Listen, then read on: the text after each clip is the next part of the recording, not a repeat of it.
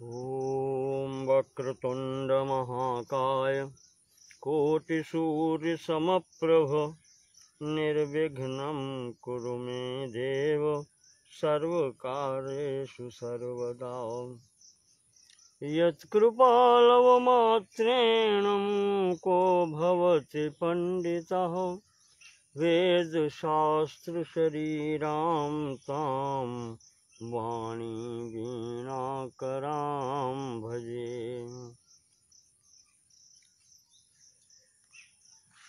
योगेन चित्तस्य पदेन वाचां मलं शरीरस्य तु वैद्यकेन योपाकरोत्तं प्रवरं मुनीनां पतञ्जलिं प्राञ्जलिरानतोऽस्मि।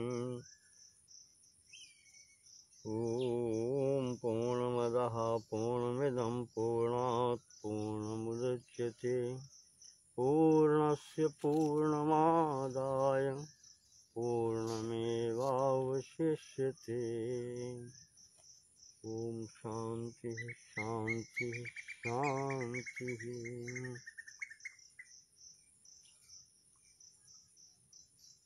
महर्षि पतंजलि कृत योग दर्शन के द्वितीय भाग साधन पाद के अंतर्गत हम कल बात कर रहे थे योग के 8 अंगों के।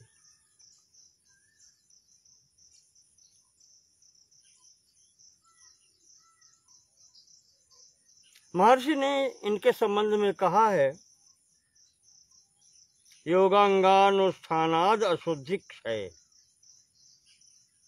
योग के अंगों का अनुष्ठान करने से अपवित्रता दूर होती है, अशुद्धियां दूर होती हैं।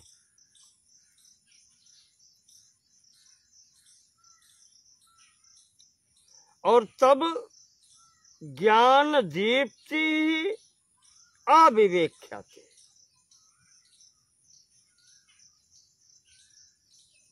ज्ञान रूपी या ज्ञान प्रस्फुरित होता है,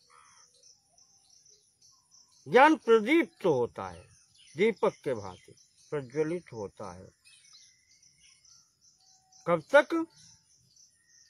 अविवेक ख्याते, जब तक कि पुरुष प्रकृति का विवेक नहीं हो जाता। चरम अवस्था ये है।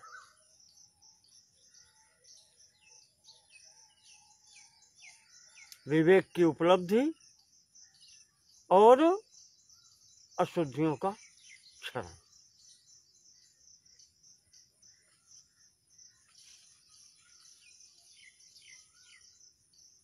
आठ अंग बताए योग के। यम, नियम, आसन, प्राणायाम, प्रत्याहार, धारणा, ध्यान और समाधि।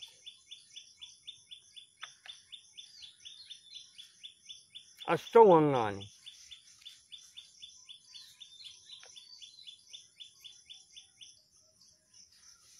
ये 8 अंग हैं योग के। इनमें से प्रथम 5 जो हैं यम, नियम, आसन, प्राणायाम, प्रत्याहार, ये बहिरंग साधन हैं, बाहरी। और धारणा, ध्यान तथा समाधि ये अंतरंग साधन है। और इनमें भी विशेषता ये है, यह संप्रज्ञात समाधि के लिए है।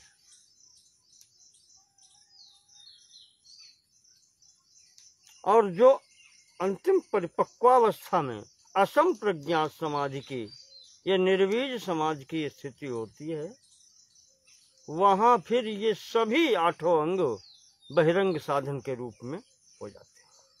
ये सब उस स्थिति में ये सब बहिरंग है।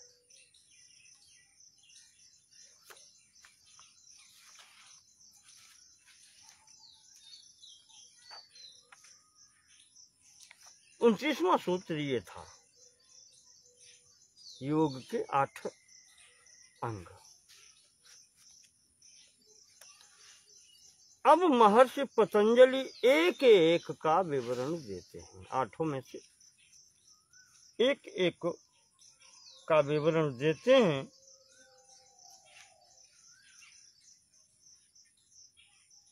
जिसमें सर्वप्रथम आता है यम।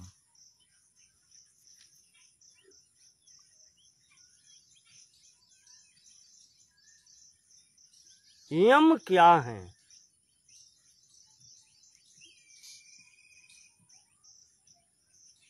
महर्षि पतंजलि ने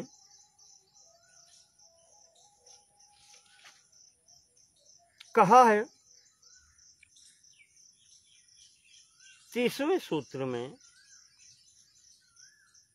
अहिंसा सत्यास्तेय ब्रह्मचर्या परिग्रहा यमा। महर्षि ने कहा कि ये 5 यम हैं, अहिंसा, सत्य, अस्तेय, ब्रह्मचर्य, अपरिग्रह, ये 5 यम हैं।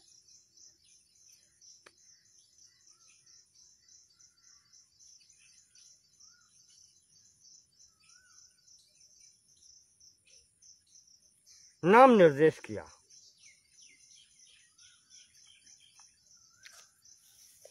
नाम निर्देश करने के बाद में यम की परिभाषा तो आई नहीं। यम से तात्पर्य क्या है?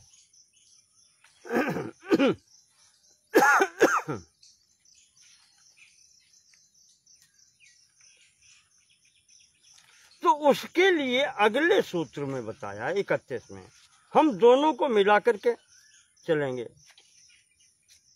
यहाँ पर 31वां सूत्र कह रहा है कि ये 5 जो यम बताए हैं, अहिंसा, सत्य, अस्तेय, ब्रह्मचर्य, अपरिग्रह, ये 5 जो यम हैं, उनके लिए अगले सूत्र में बताया, जाति देश काल समयानवच्छिन्ना सार्वभौमा महाव्रतम।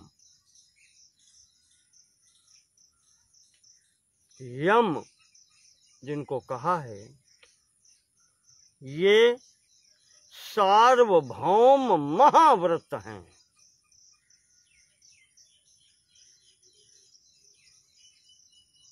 मनुष्य मात्र के लिए पालन करने योग्य है।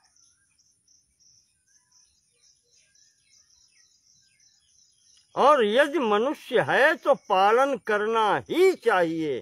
सार्वभौम महर्षि ने लगाया है सब अवस्थाओं में और सब मानवों द्वारा। जो इस पृथ्वी पर है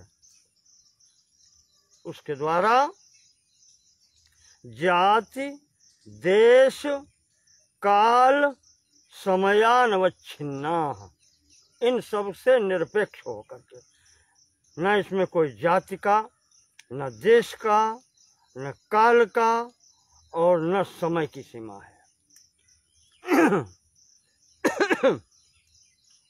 सदा सर्वदा इन 5 का पालन होना चाहिए।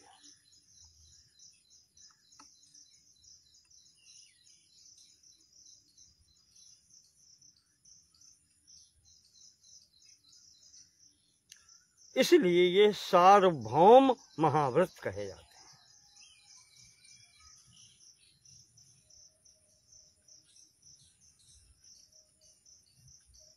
एक बात कहूंगा, अब सार्वभौम महाव्रत हैं जाति, किसी एक विशेष जाति नहीं, प्राणी मात्र के लिए।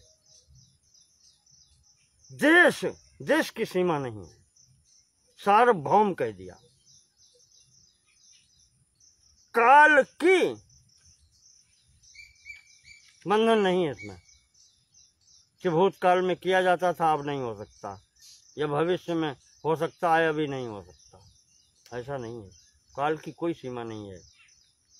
और समय,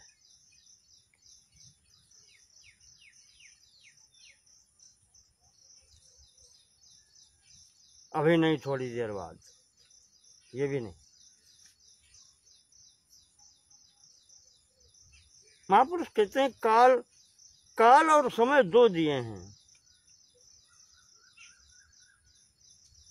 यहाँ काल का तात्पर्य है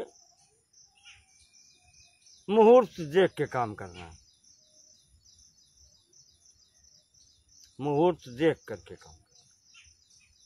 चतुर्दशी को व्रत होगा, एकादशी को व्रत होगा, या इस निश्चित समय पर होगा, ये काल। और समय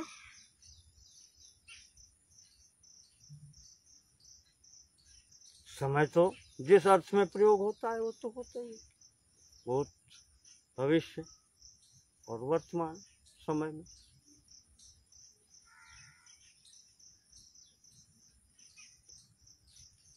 तो इस प्रकार से जाति देश काल समयानुवच्छिन्ना, इन सब से परे होकर के सार्वभौम महाव्रत जो हैं वो यम कहलाते हैं, जिनका प्रत्येक प्राणी को पालन करना ही चाहिए।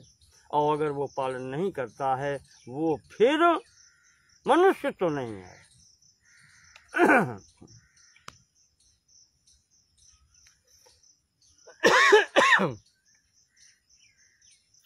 देखें, आपको सब कुछ हमारे आपके जीवन से जुड़ा है। यम 5 हैं: अहिंसा, सत्य अस्तेय, ब्रह्मचर्य, अपरिग्रह, यम। सर्वप्रथम है अहिंसा। विचार करें आप,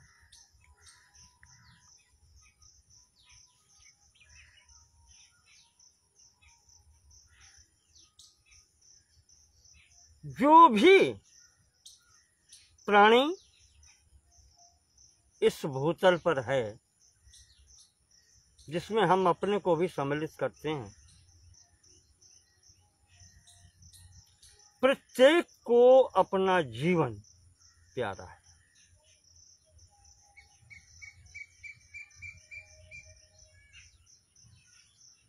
तो जैसे मुझे अपना जीवन प्यारा है, इसी प्रकार से अन्य प्राणी को भी अपना जीवन प्यारा है।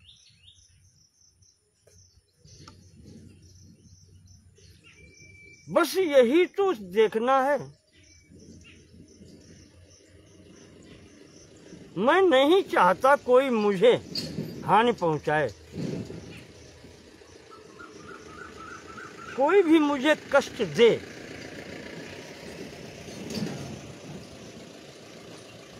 जिसे मैं नहीं चाहता, ऐसा अन्य कोई भी प्राणी कष्ट नहीं चाहता। इसी भाव को लेकर के महर्षि ने प्रथम जो रखा है यम, वो है अहिंसा।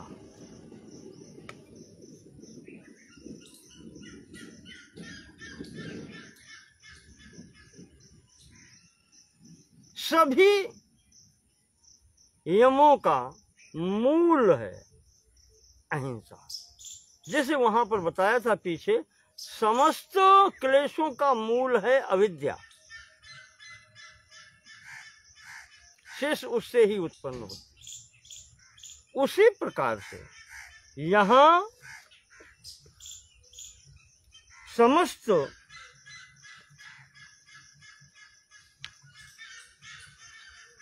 यमों का मूल है अहिंसा।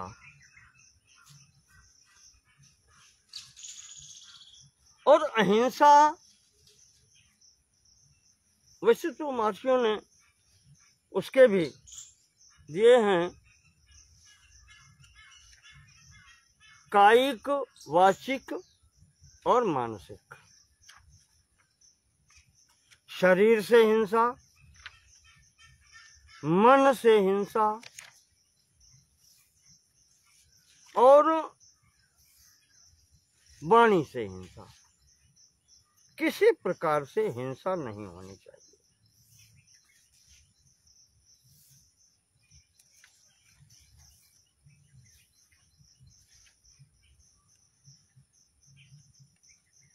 जिसे गोस्वामी जी ने भी कहा है, परम धर्म श्रुति विदित अहिंसा, पर पीड़ा सम अघनगरी सा। दूसरे को कष्ट देने से अधिक बढ़कर के और कोई पाप नहीं है।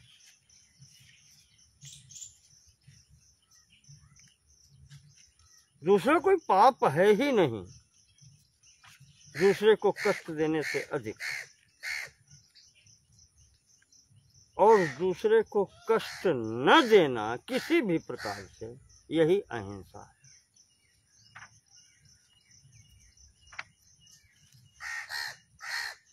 तो जिस प्रकार से हम कष्ट नहीं चाहते, उसी प्रकार से दूसरे के प्रति व्यवहार होना चाहिए कि हम दूसरे को भी कष्ट न दें। जिसके विषय में महर्षि व्यास जी ने कई स्थानों पर लिखा है। पद्म पुराण के सृष्टि खंड में आया, विष्णु धर्मोत्तर पुराण में है, महाभारत में कहीं है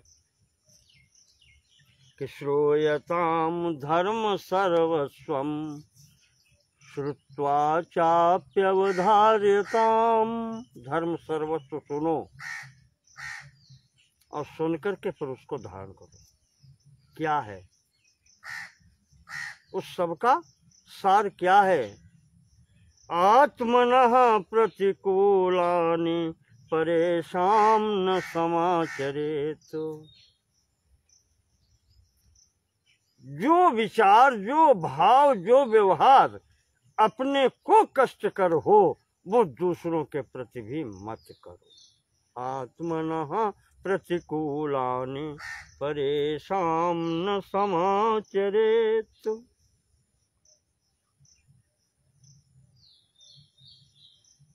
उसका यही तात्पर्य है कि किसी प्रकार से किसी को शारीरिक, मानसिक, आत्मिक कष्ट मत दे।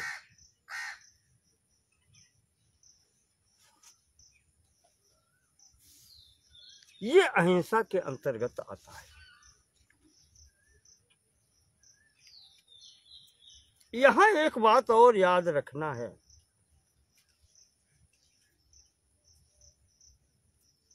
अहिंसा किसी भी प्राणी के प्राण हरण की आज्ञा नहीं देता, पर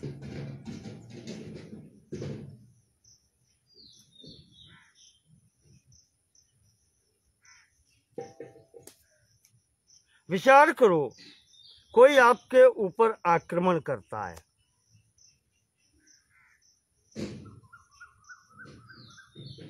आपके ऊपर कोई आक्रमण करता है, आपके प्राण लेने की चेष्टा करता है,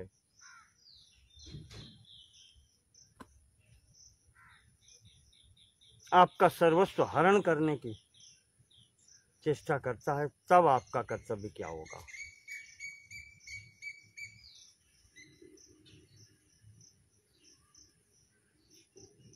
या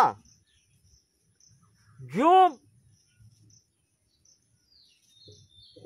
सीमा का रक्षक, देश की सीमा का प्रहरी सीमा पर खड़ा है, उसका कर्तव्य क्या होगा? ये ऐसे अपवाद हैं, यहाँ पर कर्तव्य की रक्षा पहले होती है।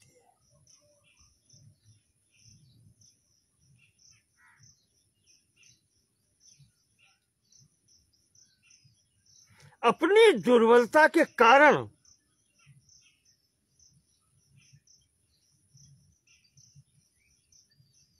अत्याचारियों के अत्याचार को सहन करना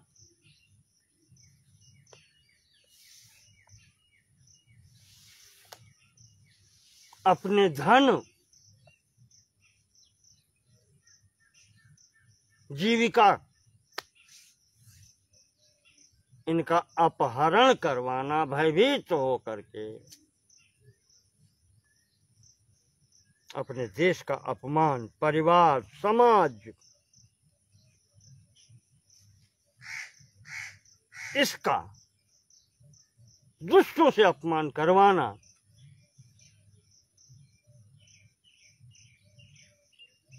और उन्हें अहिंसा के नाम पर क्षमा कर देना, ये अहिंसा नहीं है।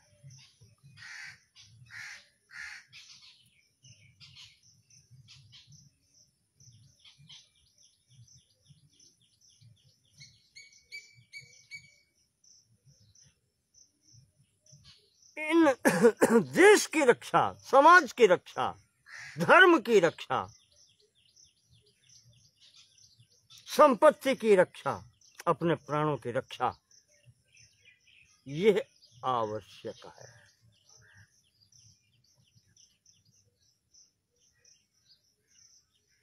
ऐसी परिस्थिति में की हुई हिंसा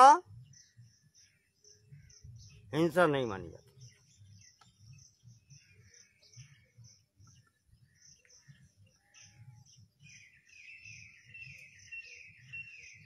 हमारे यहाँ तो सनातन धर्म में, क्षत्रिय धर्म में प्रथम शिक्षा ही यही है,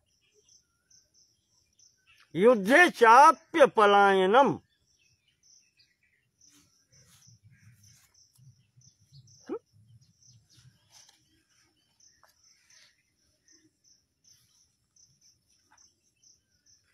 गीता में भी आया है,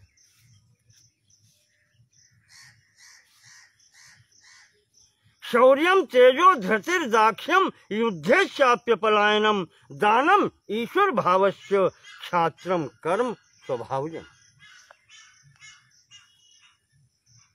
छात्र क्षत्रिय के लिए तो यही उपदेश है, युद्धे चाप्य पलायनम। और युद्ध में क्या करेगा? हिंसा ही तो करना है। किस लिए? उचित कारण के लिए, धर्म के लिए, देश के लिए, जाति के लिए, समाज के लिए की गई हिंसा वो अहिंसा ही है।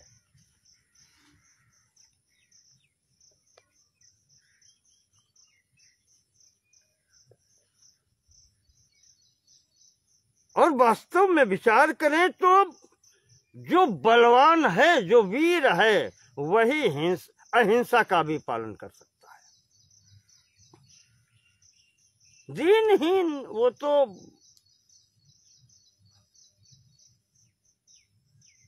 उसकी व्यवस्था है, वो तो पालन कर ही रहा है। पालन करना जिसको कहते हैं वह वीर पुरुष ही करता है।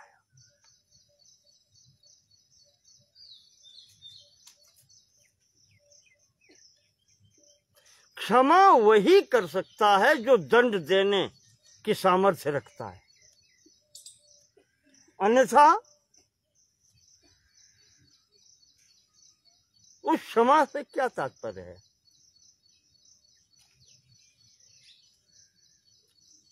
जैसे किसी कवि ने लिखा है, क्षमा सो होती उस भुजंग को जिसके पास गरल हो।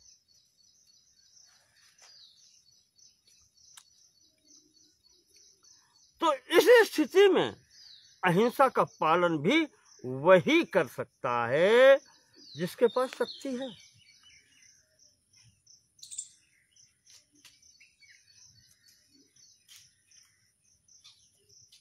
हम उस देश के निवासी हैं जहां ये प्रथा रही है जब ऐसी व्यवस्था बन गई है कि हम अपने देश, अपने बच्चे, अपने स्त्रियों, अपने धन ऐश्वर्य की रक्षा नहीं कर सकते, शत्रु हम पर इतना भारी पड़ गया है, तो यहाँ की हजारों स्त्रियों ने अग्नि में जीवित समाधि ली है। आप कहेंगे कि आत्महत्या है, हिंसा है, नहीं।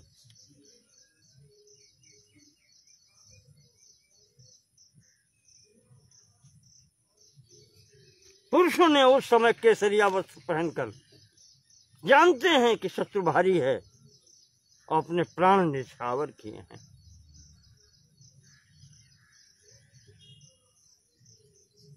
यही है अहिंसा का पालन।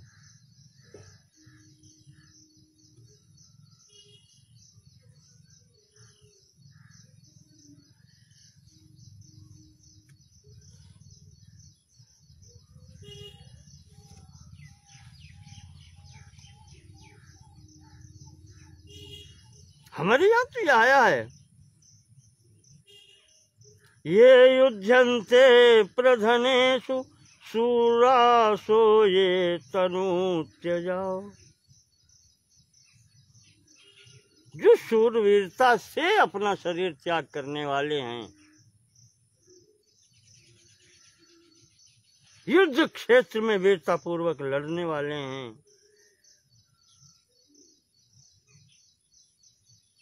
ये वा सहस्र दक्षिणास्तांश चिदेवापि गच्छतात। और जो हजारों करोड़ों की दक्षिणा देकर के यज्ञ करने वाले हैं, उन दोनों की गति एक।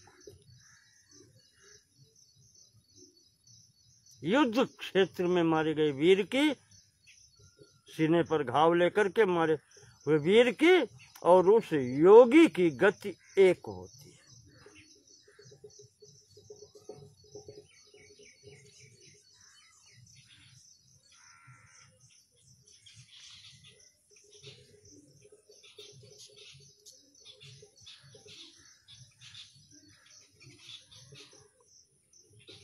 तो जो भयभीत है वो अहिंसा का पालन नहीं कर सकता, जो वीर है अहिंसा का पालन वही कर सकता है। तो महर्षि पतंजलि कहते हैं कि अहिंसा का पालन करना चाहिए, संपूर्ण सार्वभौम महाव्रत है ये। प्रत्येक प्राणी को, प्रत्येक मनुष्य को इनका पालन करना। इसके बाद में आता है सत्य, अहिंसा सत्य। सत्य फिर अपने ऊपर घटित करके देखें। हम चाहते हैं कि कोई भी व्यक्ति हमसे झूठ न बोले। हम चाहते हैं, और जब कहीं भी बात आती है तो अगले से सदैव यही कहते हैं कि देखो झूठ मत बोलो, सत्य बोलो। हम अपेक्षा दूसरे से करते हैं कि वो सत्य वचन का पालन करे।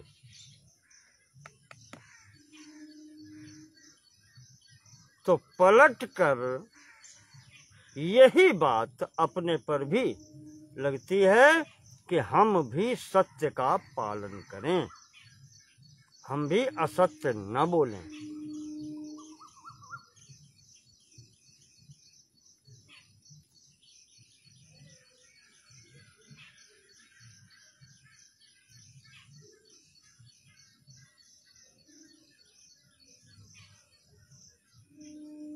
सत्य की स्थिति ये है,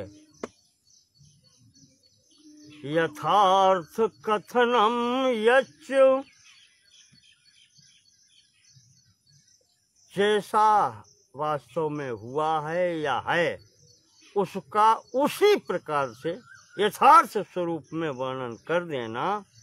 सर्वलोक सुखप्रदम, यथार्थ कथनम यच्च सर्वलोक सुखप्रदम। संपूर्ण लोगों को व्यक्तियों को सुख देने वाला है। तत्सत्यम इति विज्ञेयम न सत्यम यद विपर्ययम। कहते हैं सत्य वही है, यथार्थ कथन, न सत्यम यद विपर्ययम, जो इससे विपरीत है वो सत्य नहीं है।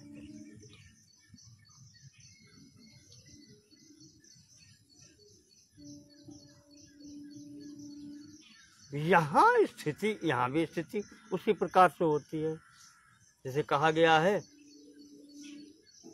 सत्यम न सत्यम खलु यत्र हिंसा। सत्य वो सत्य नहीं है जिसके द्वारा या जिसके कारण हिंसा हो।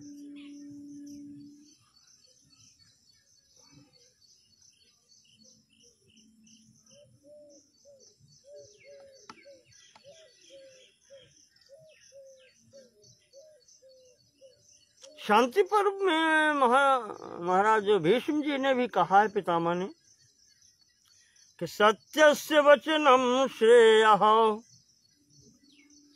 सत्यादपि हितम वदेत। सत्य बोलना सबसे अच्छा है, श्रेय, पर सत्यादपि हितम वदेत। सत्य वो बोलना अच्छा है जिसके द्वारा हित हो।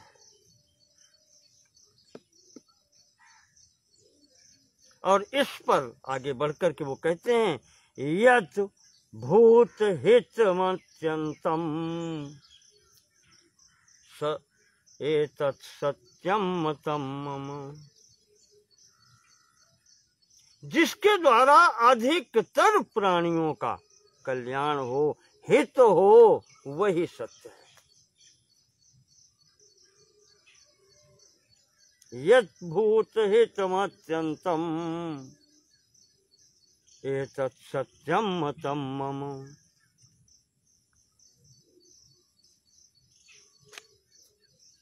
और आदर्श बहुत उच्च है।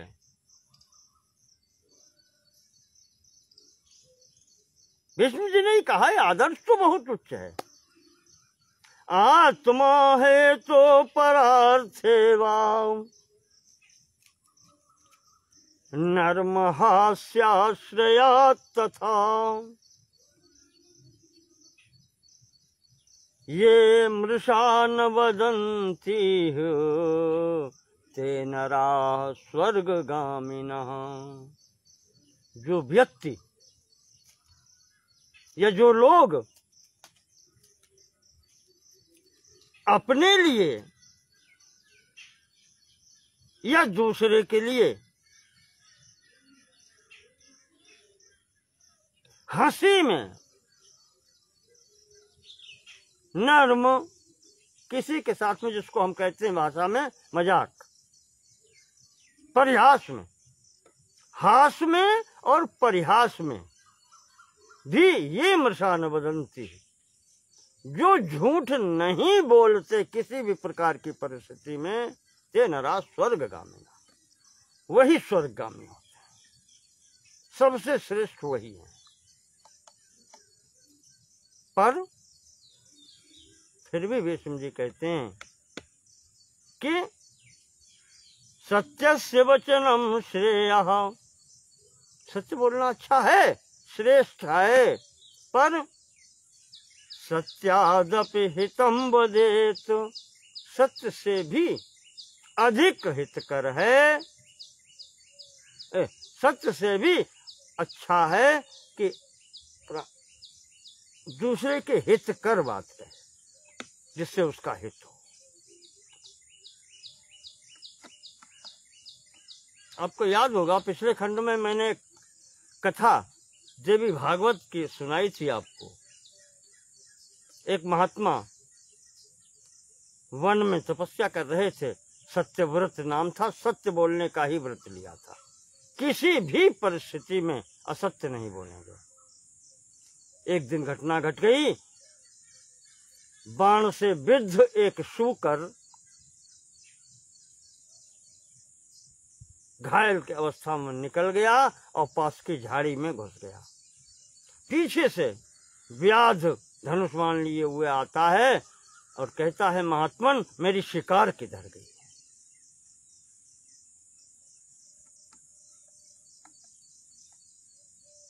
अब यहां ये सत्य बोलना क्या करेगा? ये सत्य अगर बोलते हैं, यथार्थ कथनम यच्च, अगर यथार्थ कथन करते हैं तो उस प्राणी के जीव हत्या होती है।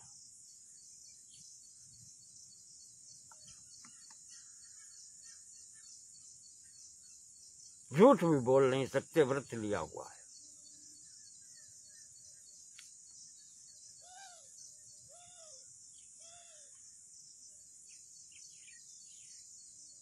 तो वो वहां पर मध्यम मार्ग निकालते हैं और वो सत्य का वर्णन किस प्रकार से करते हैं। सत्यव्रत साधु जो तपस्वी हैं वो कहते हैं, या पश्यति न सा ब्रूते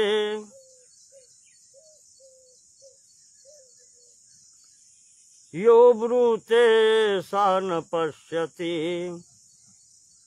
जो देखता है वो बोलता नहीं है और जो बोलता है उसके आंखें नहीं है।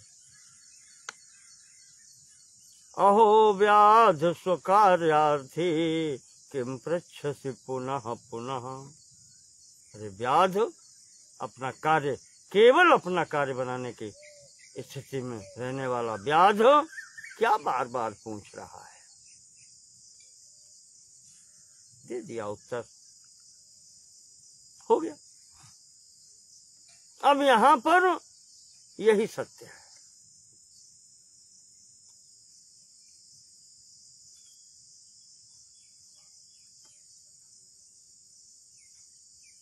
वैसे सत्य के लिए बहुत सी परिभाषाएं, मुझे तो याद आ जाता है।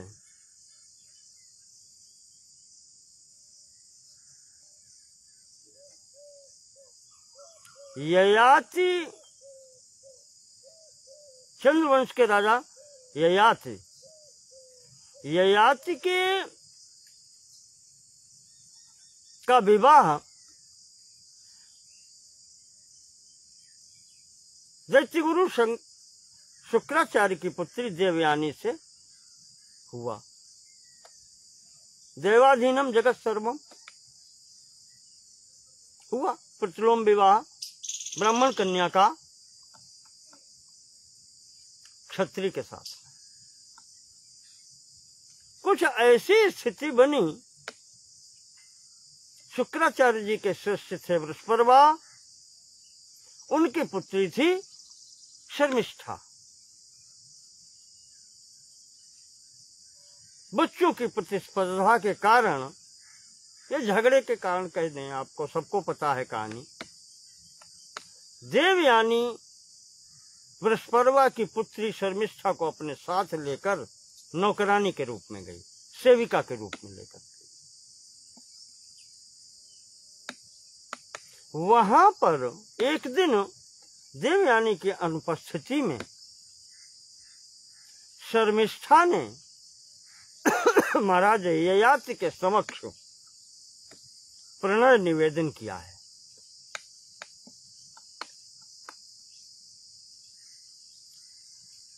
तो ययाति कहते हैं, शर्मिष्ठा तुम देवयानी की सखी हो, आज वो क्रोधवश तुमको सेविका बना करके लाई है मेरे यहाँ। तुम्हारा प्रणय निवेदन स्वीकार करना मेरे लिए उचित नहीं है।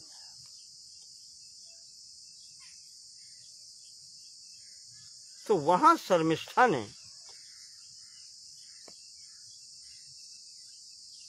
जो बातें बतलाई हैं महाराज ययाति को, उसने कहा है वहां पर, राजन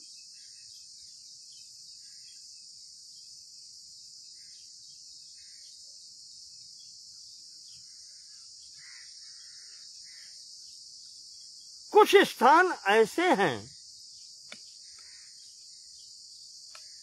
जहां पर यदि असत्य बोल दिया जाए तो वह असत्य भी सत्य ही माना जाता है। देखें आपको याद होगा यही स्थिति महाराज बलि को जब बामन जी बांधने गए हैं, भिक्षा लेने गए हैं, तो शुक्राचार्य जी ने भी बलि से कहा है कि यहाँ पर तुम्हें असत्य का भाषण नहीं लगेगा। तुमने कहा है हम देंगे, आप कह दो नहीं देंगे।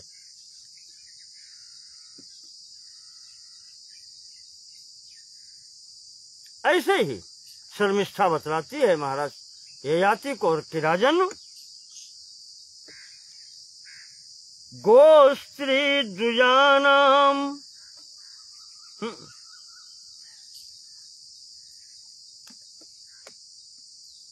ये प्रसंग दो स्थानों पर आया है। महाभारत में भी संभवतः हो सकता है, अब वो याद नहीं आ रहा। मत्स्य पुराण में राजा ययाति के और देवयानी वाले प्रसंग की विस्तार से चर्चा है। हाँ, तो वहां शर्मिष्ठा कहती है कि न नर्मयुक्तम वचनम हिनस्ति,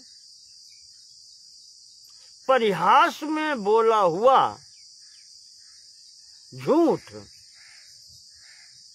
वो बोलने वाले को कोई हानि नहीं पहुंचाता।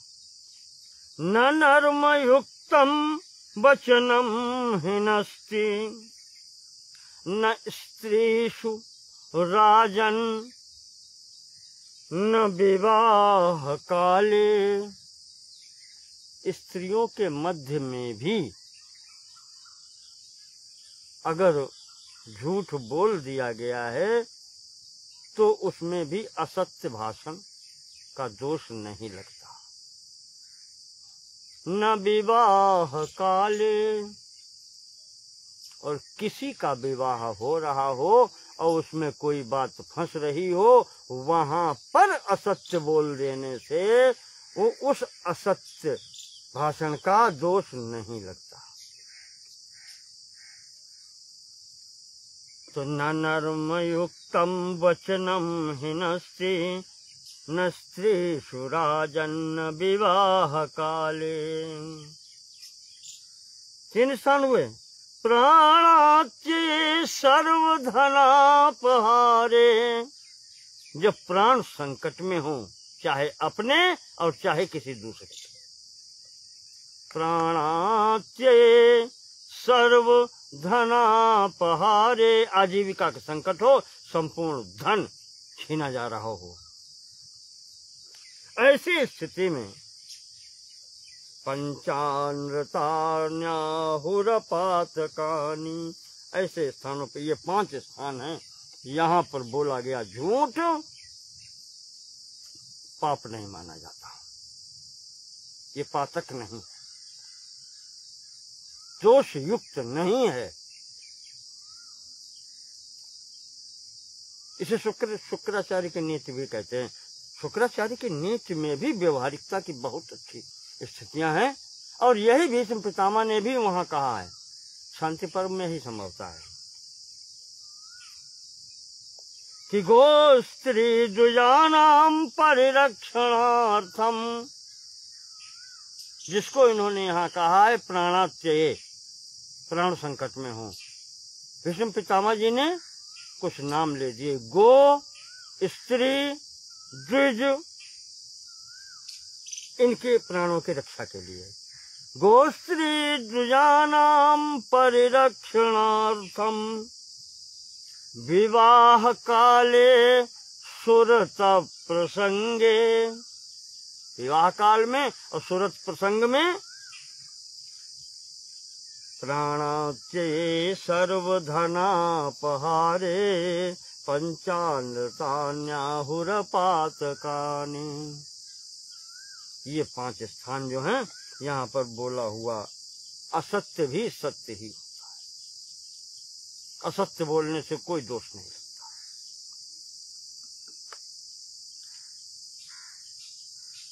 शर्मिष्ठा ने तो एक बात और भी कही है, अब प्रसंग याद आ गया, ध्यान आ गया।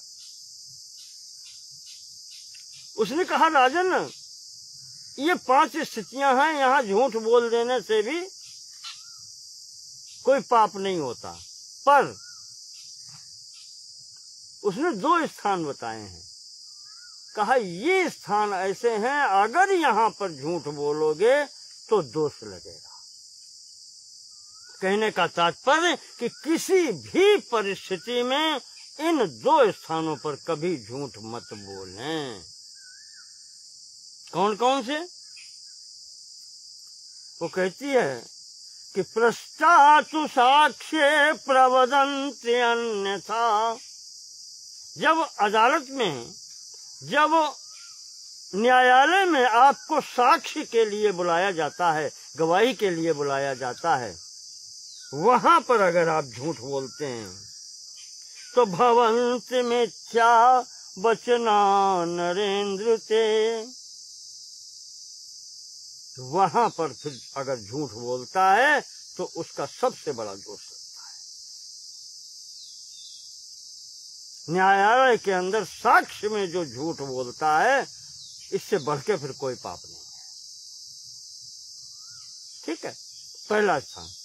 और दूसरा स्थान कि एकार्थतायाम तु समाहितायाम मिथ्या वदन्तम ह्यनृतम हिनस्ति। एक ही कार्य से 2 व्यक्ति अलग अलग समय पर समक्ष आते हैं, उस परिस्थिति में यदि व्यक्ति एक के लिए हाँ करता है और दूसरे के लिए ना करता है, तो यह भी उसी झूठ की महापातक की श्रेणी में आता है। एकार्थतायाम तु समाहितायाम, एक ही प्रयोजन के लिए, एक ही अर्थ के लिए जो अर्थी सामने मांगने आता है, उसमें से एक को आप देते हैं और एक को इनकार करते हैं, एक को समक्ष झूठ बोलते हैं कि मेरे पास नहीं है, दूसरे को दे देते हैं उठा करके, कहते हैं ये भी झूठ है। मिथ्या वदन्तम ह्यनृतम हिनस्ति। ये मिथ्या वचन जो है, ये झूठ बोलना, ये बोलने वाले को फिर कष्ट देता है।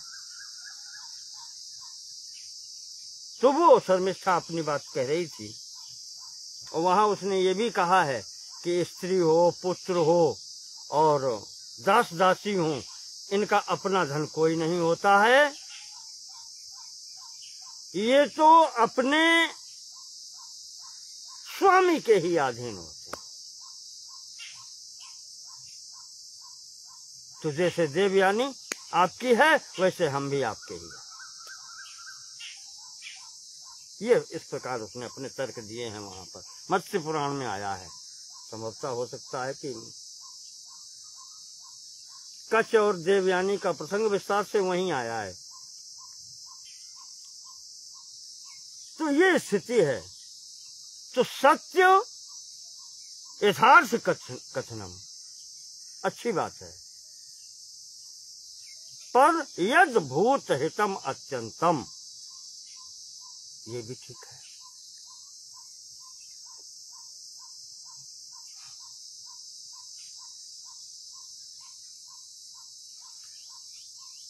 सत्य का पालन इस प्रकार से किया जाए जैसे हम चाहते हैं कि हमसे कोई असत्य न बोले, तो हम भी दूसरे के साथ में सत्य का व्यवहार करें। ये सार्वभौम महाव्रत है।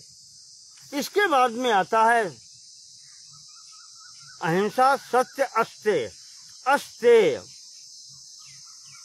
स्तेय कहते हैं चोरी करना, अस्तेय, अस्तेय चोरी न करना। चोरी न करना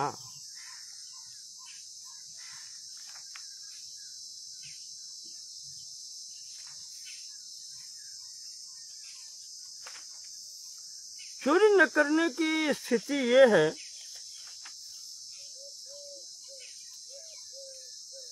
नारद जी ने परिभाषा दी है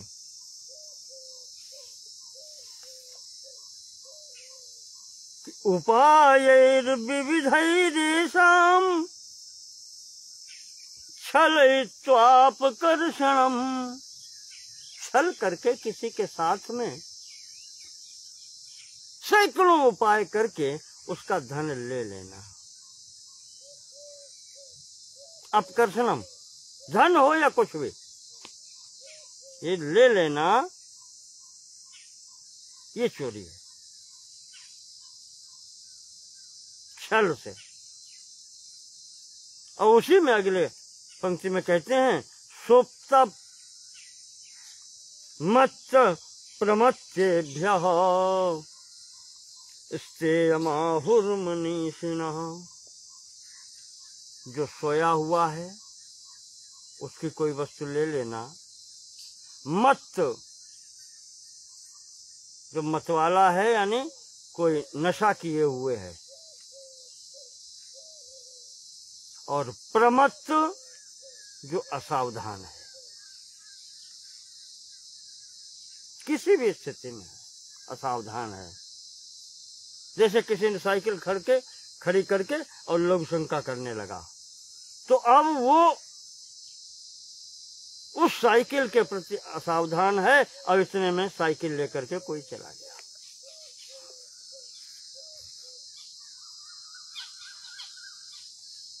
तो उपाय करके किसी से ले लेना, अथवा सोए हुए व्यक्ति की, नशे में कोई व्यक्ति है उसकी, या जो असावधान है व्यक्ति उसकी वस्तुओं को ले लेना, ये चोरी कही जाती है।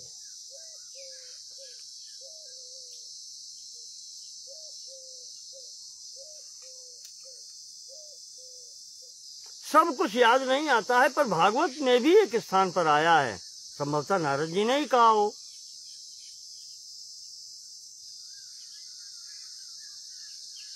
कि व्यक्ति का अपना उतना ही है जितने से उसका पेट भर जाए।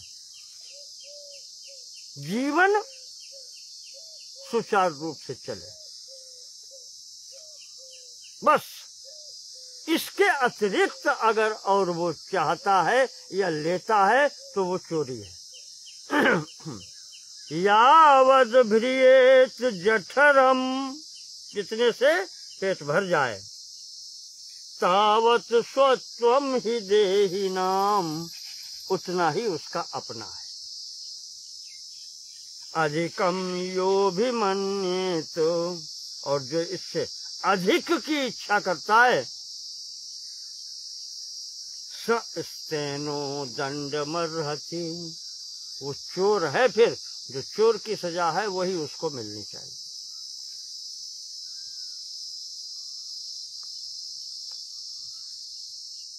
तो चोरी की स्थिति ये है, अस्तेय, किसी प्रकार की चोरी न करना। और फिर इसको भी वहीं पर आप लाएं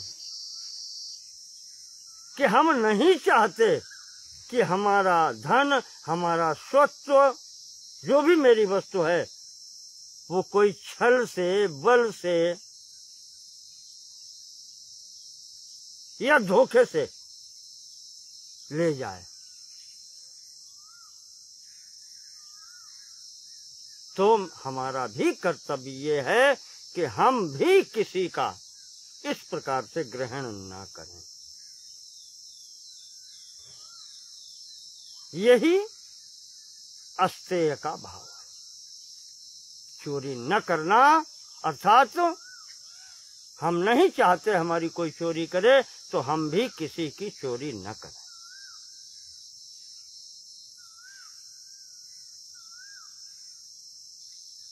तो अहिंसा सत्यमस्तेयम। अब आते हैं ब्रह्मचर्य। बहुत बड़ी बात है। ब्रह्मचर्य का तात्पर्य क्या है?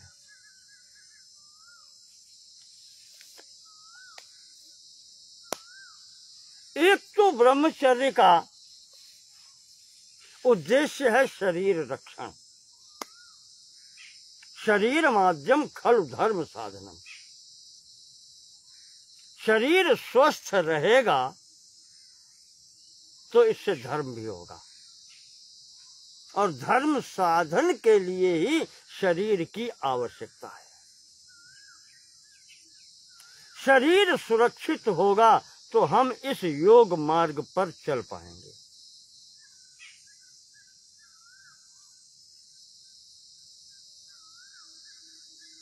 और शरीर यदि स्वस्थ नहीं होगा तो धर्म भी नहीं हो पाएगा।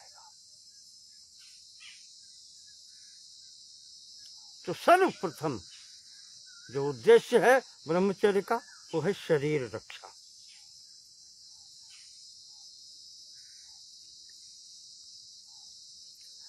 दूसरा इसका है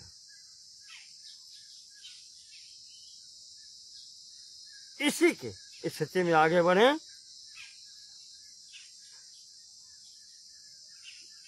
अब ये अपने पर लागू करें।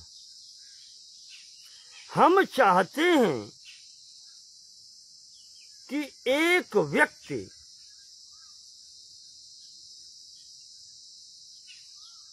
जिसको आप पत्नी भी कह सकते हैं,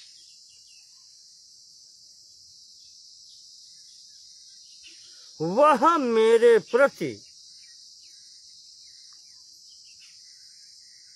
समर्पित होकर के रहे। ठीक है, हम चाहते हैं। तो फिर उसके प्रति हमारा भी तो कर्तव्य है कि हम उसके प्रति समर्पित होकर के या उसी भाव से व्यवहार करें, इधर उधर भागते न घूमें। ये भी भाव है फिर ब्रह्मचर्य का।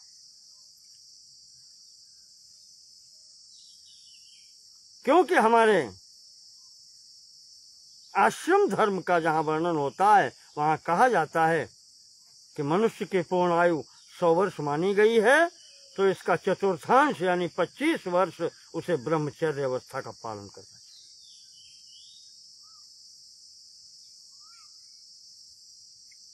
फिर चतुर्थ भाग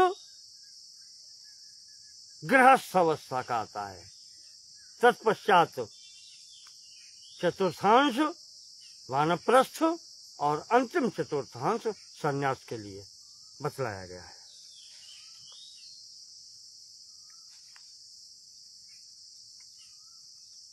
तो यहां जो स्थिति है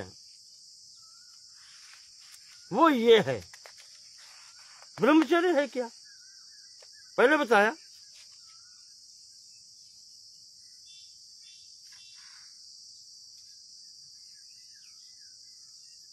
रसाद रक्तम ततो मांसम मांसान मेदः प्रजायते।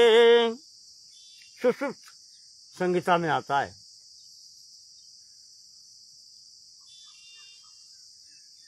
अन्न जो कुछ हम खाते पीते हैं इसके रस से रक्त बनता है, और रक्त से मांस होता है, और मांस से मेदा, और मेदोस्थि मेदसोस्थि, मेदा से हड्डियां बनती हैं, और हड्डियों से ततो मज्जा, उससे मज्जा बनती है, और अंत में मज्जाया शुक्र संभवः, उस मज्जा के उपरांत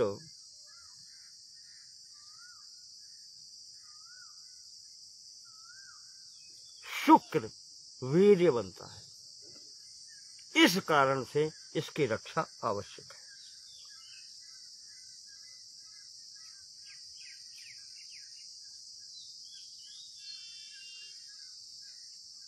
तो रक्त, मांस, मेदा, अस्थि, मज्जा और तब शुक्र संभव।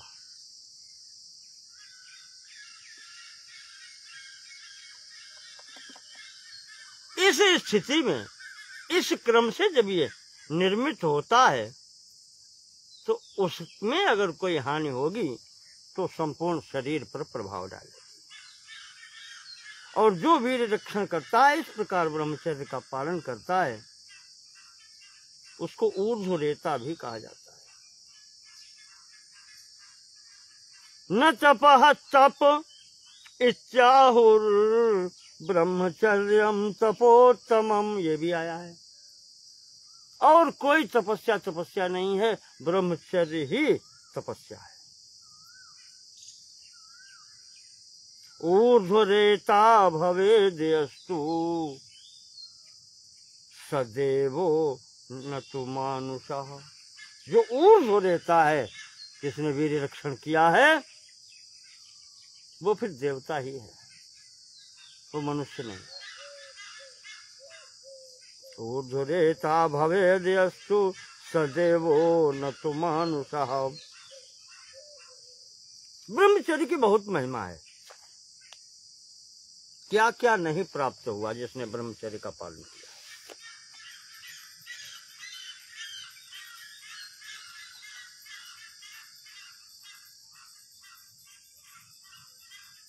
प्रासादस्य विनिर्माणे, एक एक करके याद आता है। जैसे किसी महल को बनाने के लिए, किसी घर को बनाने के लिए मूल भित्तिरपेक्षते, भित्ति का मूल यानी उसकी नींव मजबूत करनी पड़ती है।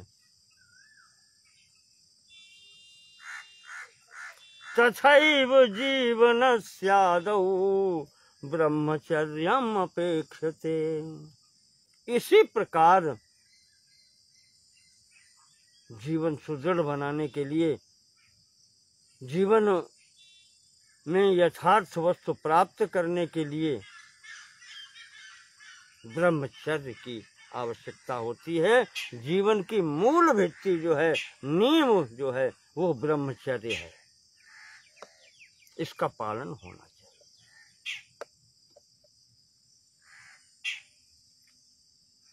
और मैंने आपको बताया, सामाजिक जीवन में इसका उपयोग ये है कि हम चाहते हैं कि एक व्यक्ति मेरे प्रति, जिसको कहते हैं वफादार रहे, तो हमको भी उसके प्रति वफादार होना चाहिए।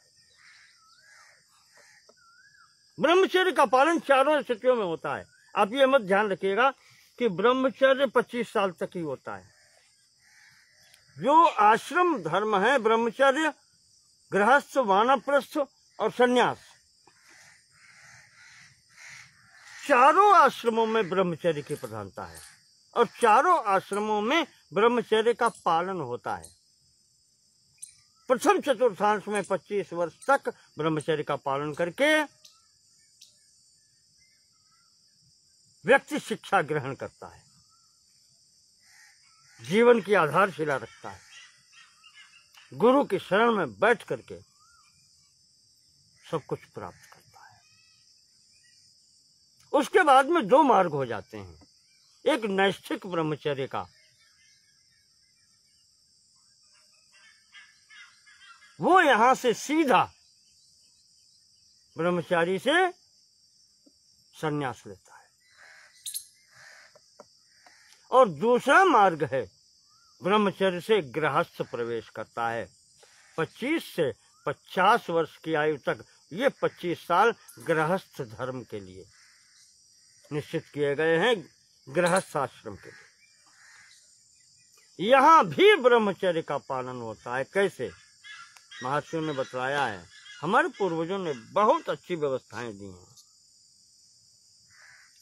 गृहस्थी में रहकर के व्यक्ति ब्रह्मचर्य का पालन कैसे करता है, उसका नियम बताया गया है। ऋतु कालेषु दारेषु संगतिर्या विधानतः। जो अपनी पत्नी से ऋतु काल में ही विधान पूर्वक संगति करता है,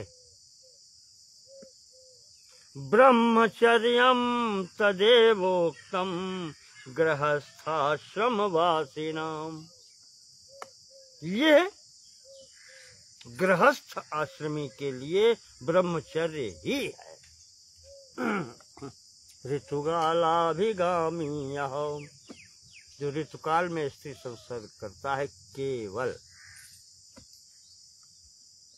विधि विधानता, वो भी या विधानता, संगतिर या विधानता, जो विधान बताया गया है गृहस्थ के लिए, उस विधान का पालन करते हुए जो संगति करता है, स्वदारेषु न परदारेषु, स्वदारेषु ऋतुकाले स्वदारेषु संगतिर्या विधानतः ब्रह्मचर्यम तदेवोक्तम गृहस्थाश्रमवासिनाम। ये आपके ब्रह्मचर्य की स्थिति है। ब्रह्मचर्य का बहुत, अगर कहें तो कहीं कहीं ऋषियों ने 8 प्रकार का बताया है। 8 प्रकार के चेष्टाएं होती हैं, वो नहीं करनी चाहिए, ब्रह्मचारी के लिए वर्जित है। स्मरणम कीर्तनम केली प्रेक्षणम गुह्य भाषणम। ये स्थितियां न स्मरण करे, न कहीं से छुप छिपा के देखे। ये सब 8 प्रकार के मैथुन कहे गए हैं, विस्तार नहीं देना। वो 8 प्रकार के मैथुनों का जो त्याग कर देता है वो ब्रह्मचारी कहलाता है। इसके बाद में अंतिम स्थिति आती है अपरिग्रह।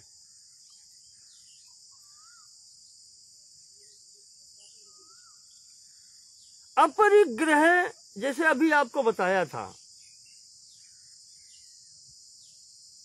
अस्ते में आया था, नारद जी का श्रीमद् भागवत का वो था, यावद भ्रियेत जठरम तावत स्वत्वम हि देहिनाम। बस यही अपरिग्रह में भी लागू हो जाता है। उतना ही तो चाहिए जितना जीवन सुचारू रूप से चलता रहे। पेट भर जाने के बाद में उतना ही तो अपना है। इसके अतिरिक्त परिग्रह करने की आवश्यकता क्या है, इकट्ठा करने की आवश्यकता क्या है? परिग्रह कहलाता है वस्तुएं जोड़ जोड़ के रखना, इकट्ठा करना।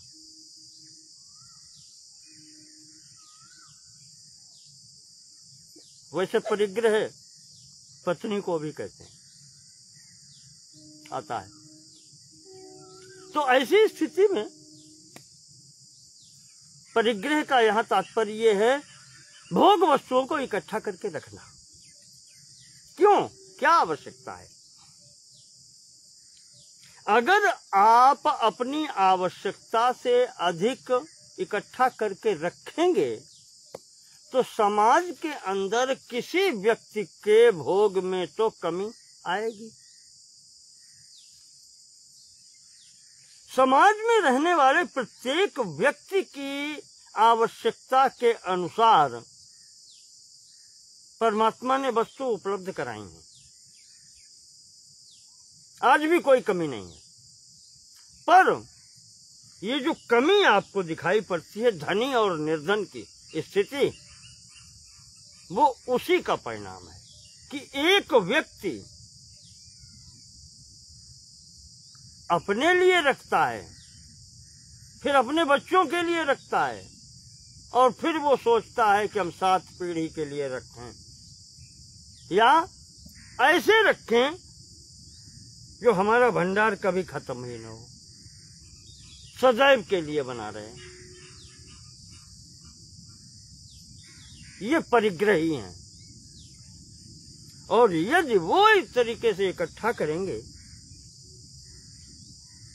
तो उसके कारण फिर हजारों व्यक्ति निर्धन तो हो ही जाएंगे। समाज में असंतुलन तो रहेगा ही, फिर संतुलन तो नहीं रहेगा।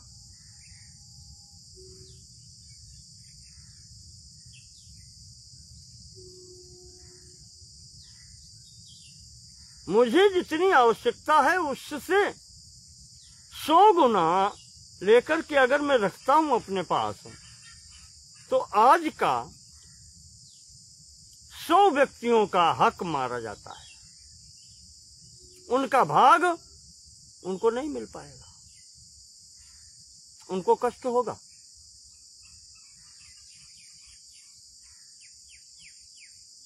अच्छा, अब इसमें एक बात और आती है।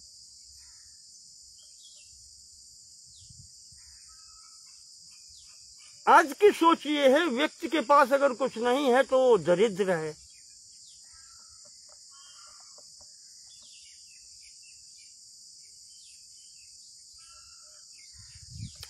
दरिद्रता अपरिग्रह की निशानी नहीं है। जो अपरिग्रही है, जो इकट्ठा करके नहीं रखता कल के लिए, वो दरिद्र नहीं है।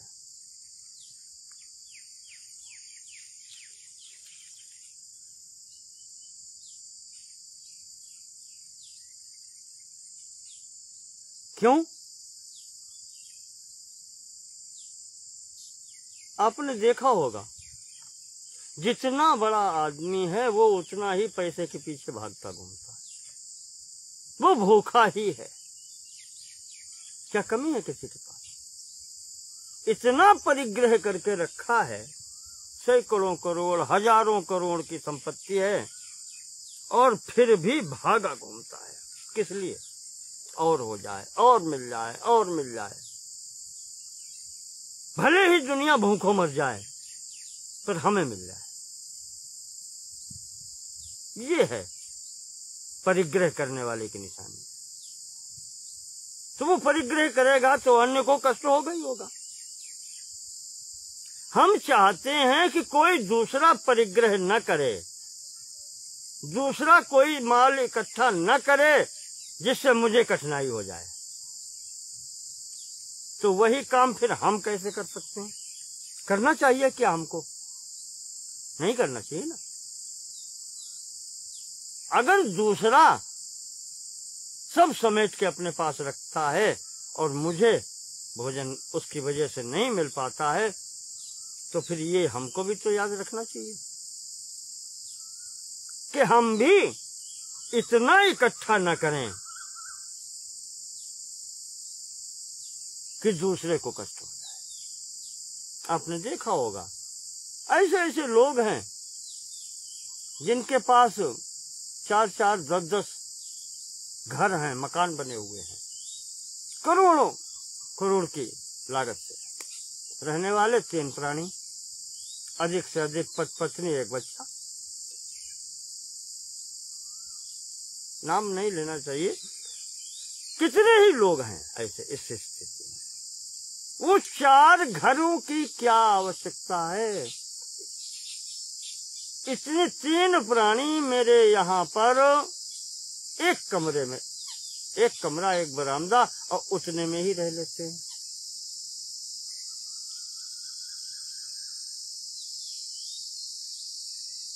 तो यावद भ्रियेत जठरम तावद स्वत्वम ही देहिनाम। इसका जो पालन करता है, कहते हैं कि फिर वो अपरिग्रही कहलाता है। हाँ, एक बात और ध्यान आई, परिग्रह जानते हैं कौन करता है? परिग्रह वो करता है जिसे अपने पर विश्वास नहीं होता। कल पता नहीं हाथ पैर चलेंगे कि नहीं चलेंगे, कल के लिए आज रख लो। जिसे अपने पर ही विश्वास नहीं है, अब आप विचार करें वो किस पर विश्वास करता होगा या करेगा? जिस व्यक्ति को स्वयं पर विश्वास नहीं है, वो व्यक्ति किसी अन्य व्यक्ति पर कैसे विश्वास करेगा? वो समाज में दूसरे पर कैसे विश्वास करेगा?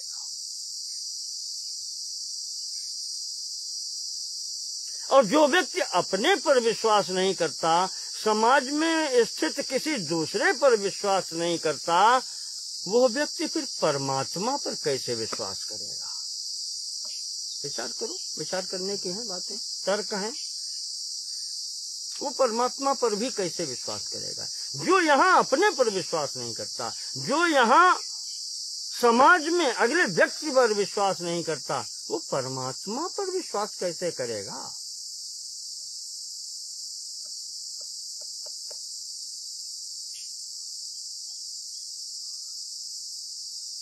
तो अपरिग्रही वही होता है, निष्कर्ष अपरिग्रही वही होता है जिसे अपने ऊपर विश्वास होता है, और जिसे अपने पर विश्वास होता है उसे अन्य व्यक्ति पर भी विश्वास होता है, और जो इन दोनों स्थितियों में रहता है उसे ही परमात्मा पर भी विश्वास हो सकता है। अन्य व्यक्ति को परमात्मा पर भी विश्वास नहीं।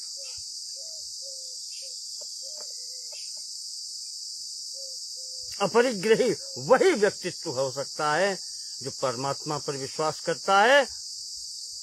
हमारे यहाँ एक वो कहा जाता है, कहावत है कि जिसने चीरी है चोंच वो दी है दाना। जिसने ये भोजन के लिए मुंह बनाया है वो भोजन देगा।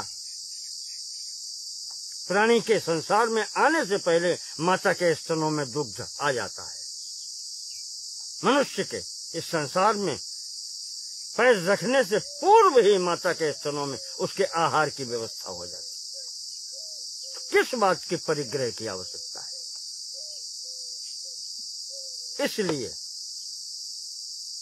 महर्षि पतंजलि जी ने ये 5 महाव्रत सार्वभौम महाव्रत बनाए हैं कि इनका पालन सबको करना ही चाहिए, अन्यथा समाज और फिर स्थिति रह नहीं सकती। इसलिए ये महाव्रत कहे गए।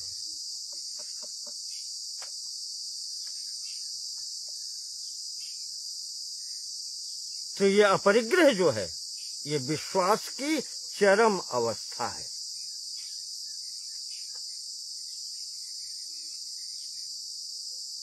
इस प्रकार से यहाँ पर आज मैंने आपके समक्ष सार्वभौम महाव्रत, जिनको महर्षि पतंजलि ने यम नाम दिया है, इन यम 5 हैं। अहिंसा, सत्य, अस्तेय, ब्रह्मचर्य, अपरिग्रह, यम। अहिंसा, सत्य, चोरी न करना, ब्रह्मचर्य का पालन करना और अपरिग्रह होना, यानी वस्तुएं इकट्ठे, भोग वस्तुओं को इकट्ठा करके न रखना। ये महाव्रत हैं और सार्वभौम महाव्रत। इनका पालन करना प्रत्येक के लिए आवश्यक है और इनका पालन होना ही चाहिए। मेरे विचार से आज का प्रसंग यहीं स्थगित करते हैं, भले ही केवल यम की बात हो पाई है। सूत्र 30 और 31। 30 में नाम निर्देश कर दिया यम कौन है, और 31 में बता दिया कि ये सार्वभौम महाव्रत हैं। देश काल समय नवच्छिन्ना, देशादि से अबाधित सार्वभौम महाव्रत हैं, सबको ही पालन करने चाहिए। इस प्रकार से आज का प्रसंग यहाँ पूर्ण करते हैं। इसके आगे की बात, नियम आदि, फिर वो स्थितियाँ आपको कल बताएंगे। बहुत बहुत धन्यवाद। नमो नमः।